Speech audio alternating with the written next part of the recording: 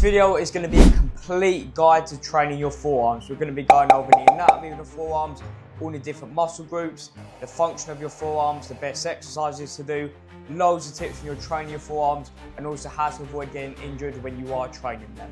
Just before we get started, my name's Charlie. I'm a bodybuilder, BJJ fighter, level 3 personal trainer with over 7 years of experience in the fitness industry, and have helped many clients gain muscle, build strength, and lose weight. If you're interested in doing any of that, just check the link in the description. So your forearms are actually made up of loads of different smaller muscles, but we're going to group them into 3 different groups, which are going to be your wrist flexors. So if you were to hold your forearm out with your hand facing up, those would be the muscles on the top of your forearm. And then the wrist extensors would be the ones on the bottom of your forearm.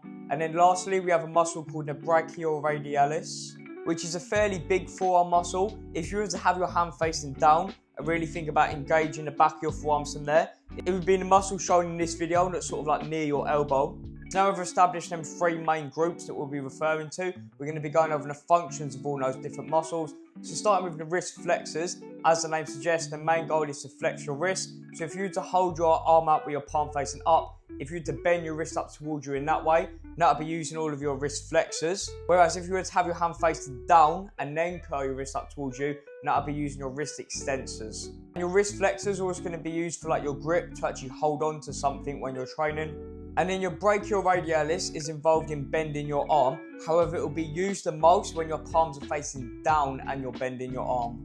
As if you were to have your hands facing up, it will use like a bit more of your biceps. If you were to have your hands like facing together, it would use a bit of the brachialis muscle sort of between your biceps and triceps. Whereas if your hands are facing down, it will use more of this brachioradialis sort of forearm muscle.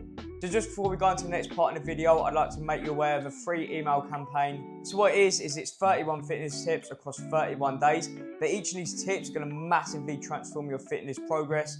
It's going to help you with everything like the training itself, eating, cardio, supplements, recovery, mindset, motivation, discipline, how to structure your workouts, and loads of different tips when you're training as well. So again, that's 100% free. It will be linked in the description, so make sure to check that out.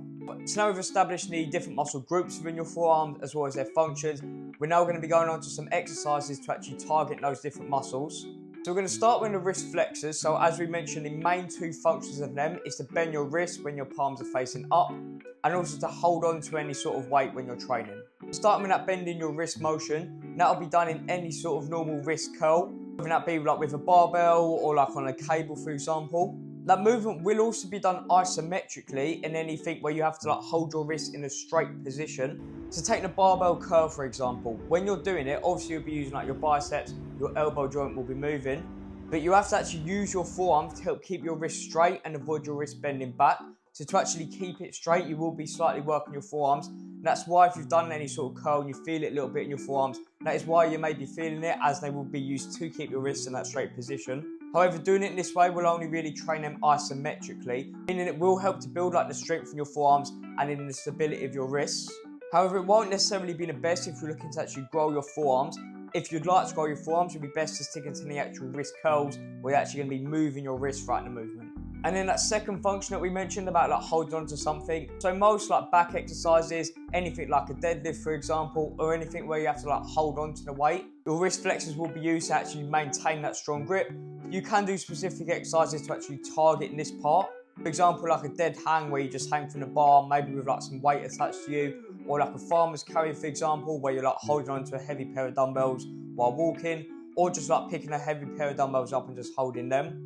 They will train your wrist flexors isometrically and do that other function of actually like gripping onto the weight. Next, we're going to be going over the wrist extensors. So we mentioned the function of them is pretty much the opposite of your wrist flexors. It's to bend your wrist up when your palm is facing down. It's a very similar idea to the wrist flexors. Any sort of reverse wrist curl where your palm is facing down will be working the back of your forearms in that way. So it's very similar to the wrist curl, only difference is obviously your palms will be facing down. You probably have to use a little bit less weight as well, as your wrist extensors are generally a little bit weaker than your wrist flexors. So you can do that like on a barbell or like on a cable, for example. Also, they'll be trained isometrically to like keep your wrist stable when you're holding onto a weight with your palms facing down. So if you were to do like a lateral raise, for example, and you're raising the dumbbells out to your side, your wrist extensors will be used a little bit to actually help keep your wrist straight when you're doing that movement. But a similar sort of thing that what we said for the wrist extensors, And that will only be doing your forearms asymmetrically. So it will help to build the strength and the stability of your wrist,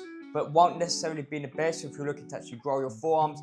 So if you are looking to grow your forearms, you're probably going to want to stick to more likely reverse wrist curls. And then lastly, that brachioradialis that we mentioned is involved in bending your arm when your palm is facing down. The best way of doing that will be doing a reverse barbell curl, which is very, very similar to a barbell curl.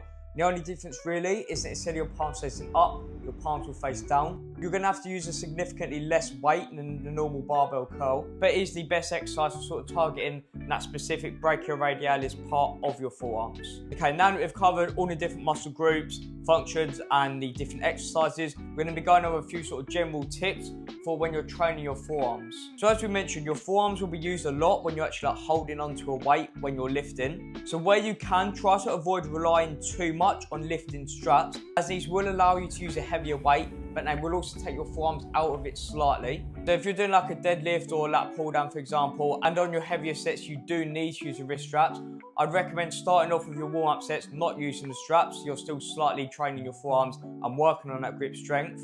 And over time, doing deliberate work to strengthen your grip to the point where you can use them heavier weights without relying too much on the lifting straps. If you feel like your grip is slipping a lot now, say if like your hands are sweaty or whatever, you can use chalk instead, as this will help to remove the moisture from your hands and therefore improving your grip while still training your forearms. So it can be a different alternative to the lifting straps. Next tip is to, in pretty much all cases, try and do these seated wrist curls over these standing wrist curls.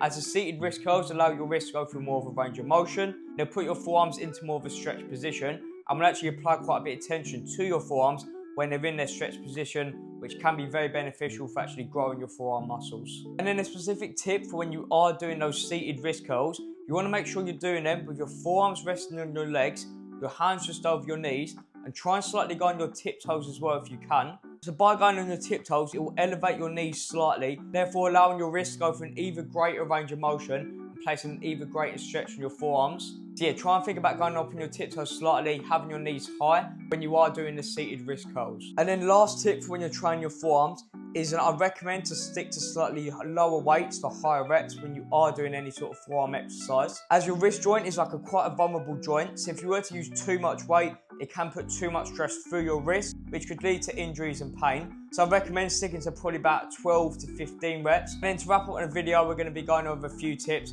to help you avoid common injuries when you're training your forearms and also avoid like wrist injuries as well. So first tip is going to be when you're doing like any sort of barbell curl, try and avoid also curling your wrists as well, as the weight that you'll be using from the barbell curl will be too much for your forearms and your wrist joint to handle if you're actually going to be bending your wrists. So yeah, to make sure that you're keeping your wrists straight the whole time and that you're not tempted to curl your wrists at the top of the rep. And then another tip, when you're doing any sort of exercise where you have to hold onto the weight, you want to try and avoid the bar slipping into like the end of your fingers and still holding onto that weight.